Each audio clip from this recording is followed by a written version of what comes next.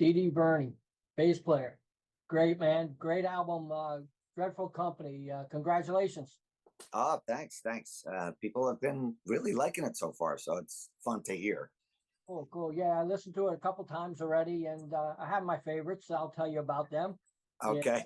So, tell me, how much of a difference was Barricade in 2018 compared to this album? um, well, I think this one I was kind of trying to keep it more in a punk rock lane, Right. whereas the last one I was just kind of following my nose a little bit. You know, I wanted it to be uh, more personal to me as far as like my influences and stuff. So there's a little bit of thrash, there's a little bit of punk rock, a little bit of kind of classic kind of rock metal in there, some too.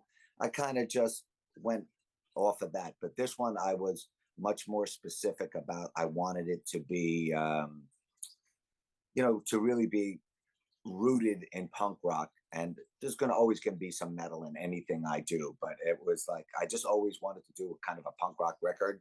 Right. So this was the chance to do that. But between the two, this one was more specific. What I was going for something rather than just kind of wherever kind of I landed. Cool, cool. Tell me about the lineup for this album. People who played on it and stuff like that. Because Charlie Calv is a good friend of mine, so Oh, right. I noticed him. Well, Charlie played on Taking Care of Business. Anytime I need a piano player for anything, I call Charlie. Yeah. So even I have a swing band, a big band, and I've done some shows with that, and I needed a piano player for that too. I called Charlie. He did a show with us, which was fun. But on this record, I had Jason Bittner play the drums. He's with me in Overkill, and we've done a few records with Overkill, and it always goes smooth. And he's just a great drummer and can do stuff very quickly, and he got the songs pretty quickly. So I knew that was going to be an easy thing to do if he had the time to do it, which he did, which was cool.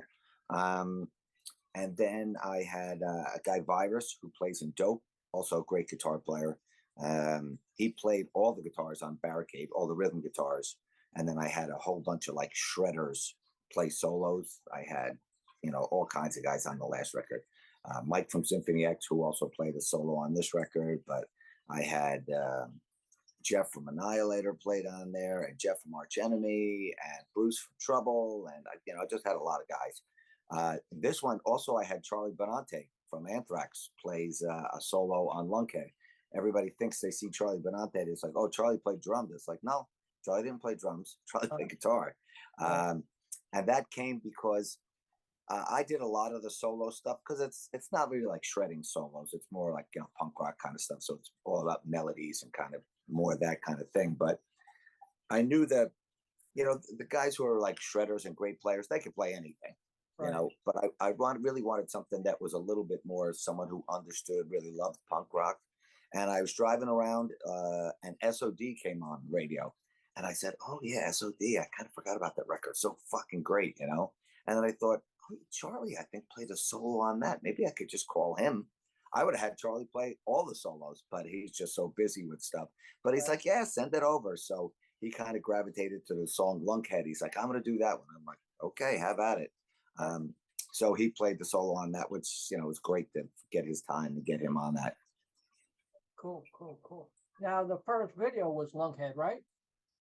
The lyric video, yeah. That was the first single from the record. Yep. Cool, cool. And the newest one is Cemetery for Safari. Yes, that was the second video. We'll have a third one for All You Need to Know, maybe in, I don't know, a week, 2 weeks or whatever. I wanted to let the record come out. Then we're going to have a third one for that, just to kind of put it in people's heads again. Yep. Cool, cool. The album just came out a couple of days ago, right? Yeah, I think it's Friday. Friday or Saturday, something like that. Yep. Cool. Let's go down the tracks and stuff like that, and give me a little insight in each song. Let's start with Lunkhead. Lunkhead, like I said, Charlie played on that, which was great, and that was a song that was, I've been doing interviews in there, and it's pretty self-evident what the song is about. Right. But one of the questions I got was, can women be lunkheads? I was like, of course. It's not specific to men. Right. It's more, just kind of about big mouths. There's always a guy at the end of the bar that just can't keep his trap shut. Everybody's got to hear his opinions and his whatever on everything in life. It's Right. like, get out of here. And then Cemetery Safari was, that was kind of just about getting older in a band. And, me and Blitz, even to this day, we'll just be, we'll turn to each other sometimes and laugh and go, oh my God, I can't believe we're still doing this. We're still playing a thrash band. Wow. We're pretty old to play in a thrash band, but it's great, so it's, some guys really worry about age and all that kind of stuff, but I've always had a lot of fun with it. And that song was about that. All You Need to Know. That was more about kind of a work ethic. People think it's about money. It's not really not about money. It's more about a work ethic. I never did a show ever in my life where I had more fun because I got paid more. Right. I never worked harder on a record because I had a bigger budget. You do your best all. I was taught you do your best all the time, regardless of the pay that you do. But there's a lot of guys, band guys too. I mean, you see it with crew guys, especially too, that, and I don't like to hire those guys, but it's like, oh, I'm not getting paid enough for this. I'm not given my A game because it's like, really hit the road. I don't need that guy around me, Jeez, I don't even know what comes after that. What, the whore with see-through? The whore with the see-through shoes. That was about, just, there's this guy I knew, and, he had a jealous girlfriend, who used to call, who's that whore with the see-through shoes? If a girl had his shoes like that on. So it just stuck with me. I thought it was funny. That was the thing on this record too, is I usually really dread doing the lyrics. It's like, it just takes forever. Right. And, it's a lot of work, and, you got to get the phrasing right. But this one, I had so much fun because I was just laughing my ass off on so many of them where I just got to have a good time. Didn't have to be so serious or tough, or sometimes I would write something that would just crack me up, and I'm like, I'm leaving that because it would just make me laugh. Oh. I think the next song is Red Flag. That was about, I have two daughters in their 20s, and I'm always giving them advice about things. Right. And one of my pieces of advice is, when you see a red flag, when a person shows you a red flag that comes up, believe them. Don't discount that. So I would go back through the different phrases that I would hear that, send my red flag up, so, and I was able to kind of grab a bunch of phrases and stuff them all into a song, which was fun. Cool. What's after that one? Wild Horses. Wild Horses was kind of just a freedom song. That one's the one that's a little bit different on the record. That one kind of has I don't even know. It's kind of a little less punk rock on that song. But I had that riff a long time ago, and that kind of melody and that whole thing. So it did feel like it kind of fit with the record. So I kind of put it in, but, lyrically that song was just about freedom. I go to the Caribbean a lot. Sometimes when you're driving through the hills, you see wild horses, and it's like, wow, they're not in a pen. They're not kept. They're just, so that the image of that just kind of stuck with me. And then I have a couple of lines in there, one from an Allman Brothers song that kind of struck me as like that too. So a couple of things like that were kind of fun. What's after that? I know you're going to have to give me the list here. Thanks for the memories. Thanks for the memories. Well, that's just, playing for so long and playing in a band for so long. It was almost like a thank you to the fans in a lot of ways. I've just had a long career, a lot of unbelievable people and fans and friends, and never really had a thank you song, So that one just came about. There's this group of guys called the Skull Crushers. That's kind of an Overkill fan club in Germany that have been with us for 25, 30 years maybe.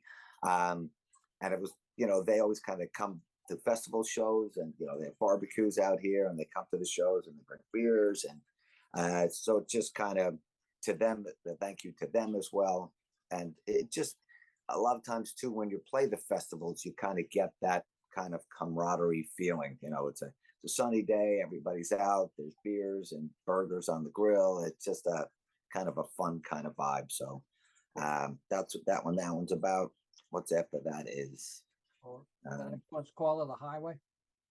Call of the Highway is about just when you're home too long. You know, it's just, you can never, maybe from just 40 years of playing shows and doing, you just kind of get that itch. It's like, you know what, we got to get on a plane and go somewhere. We got to go play some music, got to round up the troops. You know, let's get out there for a little while. As fun as it is to be home, after a while, you're like, even sometimes, which I never thought, I just miss Europe. I just miss being in Europe. So it was that's kind of where that song went with that. And then the end of that song was like a big, almost felt like a Queen kind of part to me. And that's the song Mike Romeo played on. That had kind of a bigger, grander kind of song. He did some orchestrations and voices and stuff for me there. So I was like, hey, why don't you just play on that one too? Which he did, and it was awesome. After that is Tears of My Heart, which is my favorite track. Oh, really? That one, I wasn't sure whether it fit with all the rest of the songs. No. And then I said, you know, it kind of does. It reminded me a little bit, kind of Volbeat does a little bit of that. Sometimes they'll do that kind of 50s crooning kind of thing. It was a little bit like my swing band. I do more songs like that, but I put big horn arrangements and all that around it. The Misfits will even do some kind of songs like that, which I love. And I love when you have kind of like this kind of 50s edge rock and roll song, but then the lyrics are about, you know, your cheating girlfriend and you're going to kill her and have to go to jail, you know. So I thought all of that together was kind of fun and a fun song to do. And plus, I just love those kinds of songs. I could do whole albums like that, and it would be just fine with me. I really love that. Maybe I will at one point. Who knows? What's the next one? It's Taking Care of Business. The next one. Yep. Yeah, Charlie played on that one. Like I was saying, I was looking to do some covers.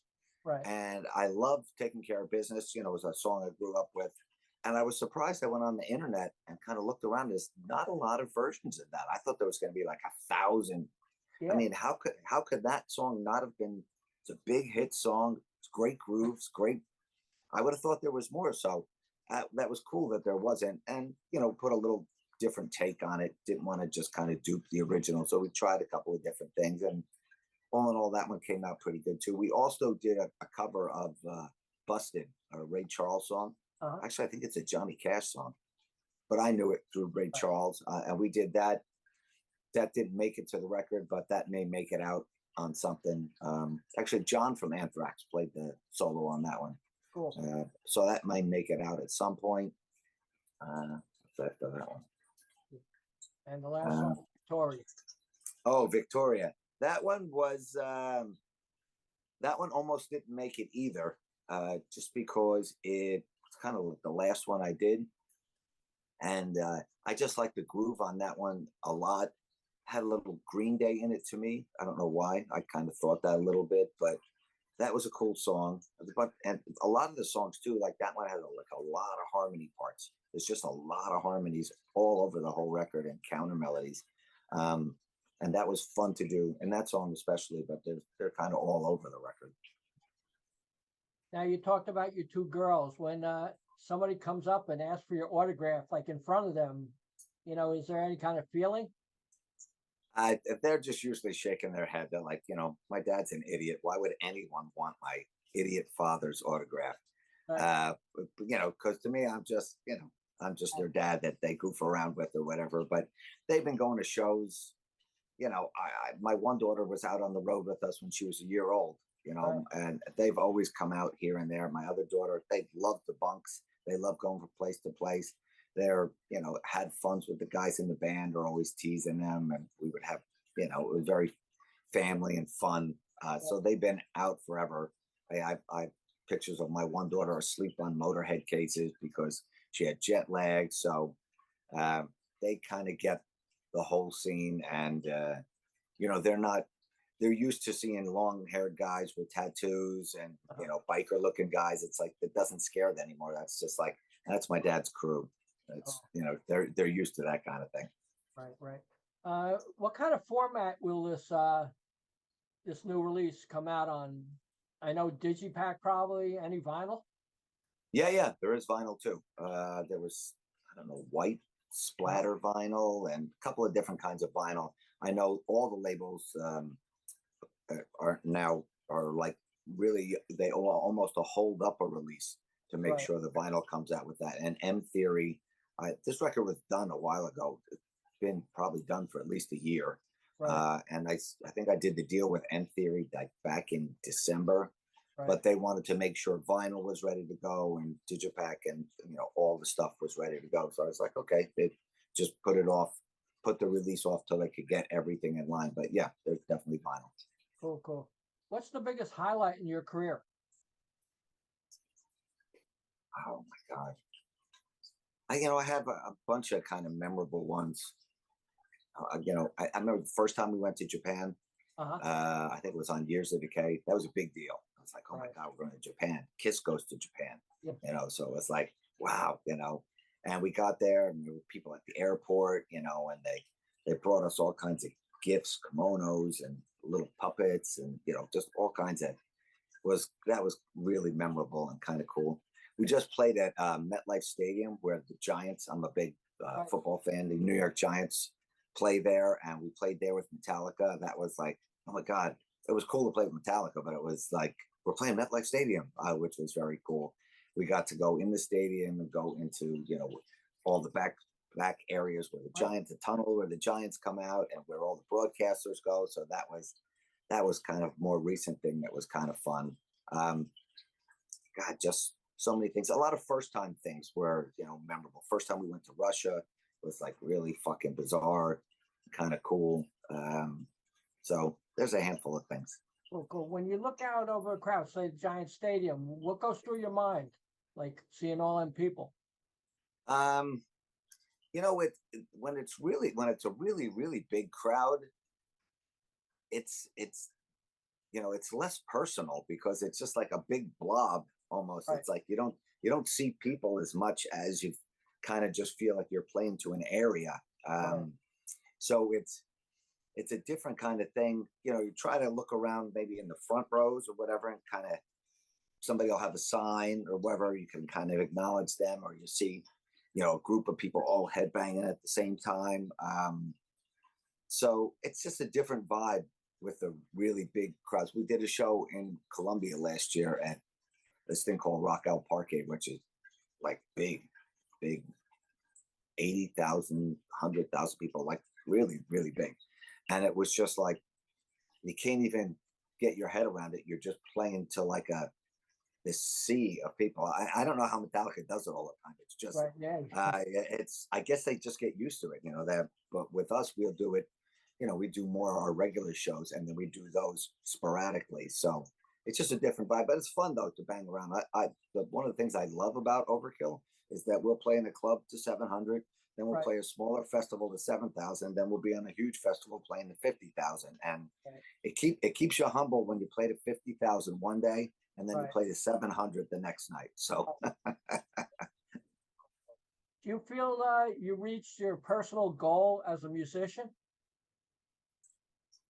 um yeah, I think so, because really all I ever wanted was to be able to make a living doing it.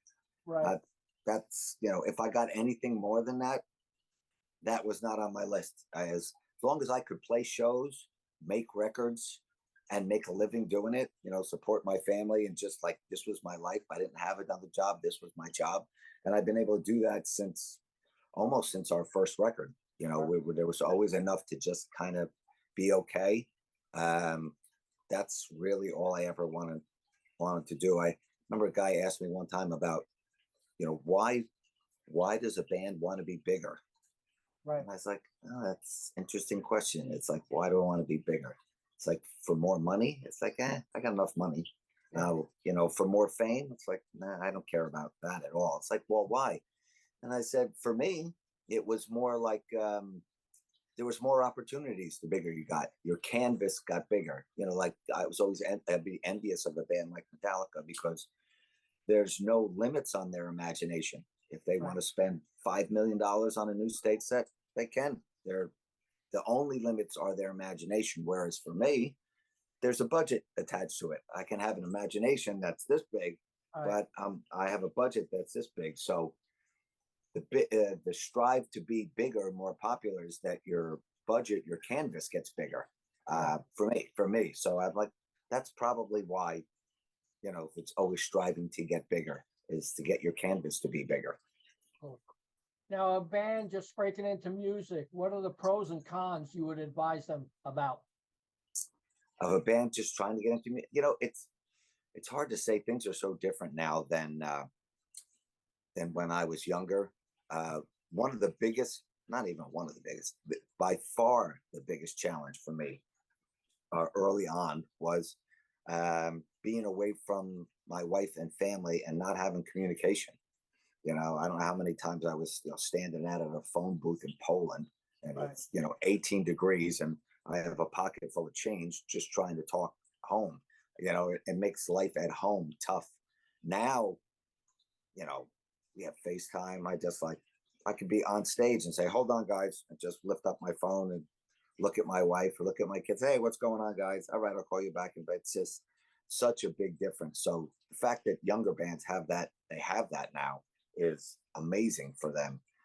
But as far as like the business, it's just so different. Any advice I would give would be some of the advice I got. Right. Two of the things I got told when I was young that I have kept with me my whole time, that probably still apply today, was one. I had this producer on the very first record we did on Feel the Fire, this guy Carl Kennedy. He was drummer in the Rods, and he told me, he said, never save any material. Right. Ever. So it's like, oh, you know what? I'm going to save this song for the next record. Even though it's great, I'm going to save it because it's going to be for the next one. He's like, never, ever, ever, ever do that. And I never have. And he said, he's exactly right.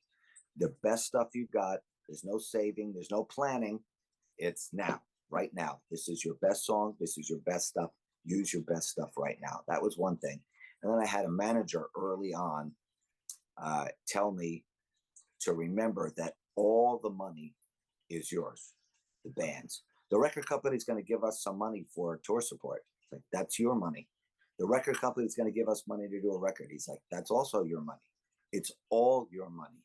And if you keep your eye on that, then when you're flying here to do a record and you got this and you're paying for this, it's like, that's your money you're spending, not theirs. Because I think sometimes bands can get in the thing where it's like, hey, it's not my money. The record company gave us this. And just knowing in the back of your head, it's like, that's an advance. Right. That's your money you're spending. So I got wise to that early on. And, so we were able to not be, so we would control that, all through our careers, to kind of watch what was being spent. And that always served us well because, we had families and houses and mortgages, and, that's part of it too. So. Wow. It's unbelievable because I got to photograph you at L'Amour's. I work for a magazine called Metal Forces Magazine, and I remember. and Hello from the Gutter and all that stuff. And it's Right. amazing I get to talk to you now. Tell me a little bit about that collection you got behind you of stuff. Oh, I have a lot of this. I'm in my office right now, and I have a lot of toys. I like collecting toys. I have all kinds. This is a lot of Nightmare Before Christmas stuff. So I collect a lot of that stuff, but I collect a lot of Disney stuff. I like to collect all the villains. I have a bunch of Kiss stuff. I have a bunch of Star Wars stuff. I have a bunch of Toy Story stuff. Anything I see in my travels and wandering around that I think is cool or creepy, or like I have this Misfits doll. I got to have Doyle sign it. It's like one of these things. I don't have a Jerry doll. I just have a Doyle doll. But so I just have a ton of that stuff. I have a ton of it here in my studios out back, in the house out back. And I have even more stuff out there, big Kiss dolls and whatever. I just have a lot of this shit around. Yeah, the Nightmare Before Christmas. I got the big dolls. that came Oh, out. I got a Toys R Us, which is gone now, but I mean, I still got all that stuff. The big, oh, awesome. yeah, Yeah, yeah, those are great ones. so like, that was a big movie impact for myself. So And me too. what are the future plans for the yourself? You're going to be playing live shows and I would, everybody keeps asking, so it seems like there's an interest in maybe doing some, which I think I would love to do. Overkill's pretty busy for the next while, but we'll see. The fun part is thinking about if I did a show, I'd have to put a band together. I mean, I right, don't have a band. I have a band. It had some guys that kind of played on the record. Um, I know Jason's going to be busy with a lot of stuff too. He's got Shadows Falls things coming up. So, but that would be fun actually to kind of think about who could I call to do some shows with. I don't know, maybe some festivals would be fun. I just don't know if it sounds like it could be fun. right, I'm always up for that. If it seems like it's like a headache and a pain in the neck, and then right. even with Overkill, it could be like, how much money this is going to be. It's like I don't care if it doesn't sound fun Yeah, and or challenging or something. If it's just grinding it out, it's like pass. cool. At the height of your career, did you guys have a tour rider and stuff like that? And what was on it? Yeah, I think every band has a rider, right? I mean, we have all our technical needs, light, sound, backline, all of that stuff that we need. And then our rider is, we're not that specific. Right, We have like no vegans, no vegetarians, no nothing like that. So our food is pretty straightforward. Even all our other stuff, it's pretty straightforward. uh-huh, I'm a big candy fiend, so there's always some kind of candy for me on the rider. right, Uh, Blitz and those guys like a specific kind of beer. Dave likes a certain kind of whiskey. uh-huh, And then if you're touring in the summer, we'll break it up. We'll have ice cream sandwiches. Sometimes we'll get stuff and we'll carry a grill with us, and we'll have barbecue outside the bus. So we'll have some stuff for that. It kind of changes, but it's not anything. Some bands are like, very, very, they have a lot of needs. We're just a bunch of Jersey guys kind of rolling through town. It's like, really, we could get by with burgers and beer right. and be fine. Cool. So what are your hopes for this release? um, hmm, I don't really know that. I usually kind of make the record and then I pass it off to the label.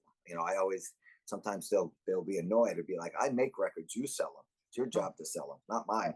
My job to make them. And whatever help, like doing interviews or whatever, I'm happy to lend a hand. But as far as hopes for the record, I mean, you always hope that people like it.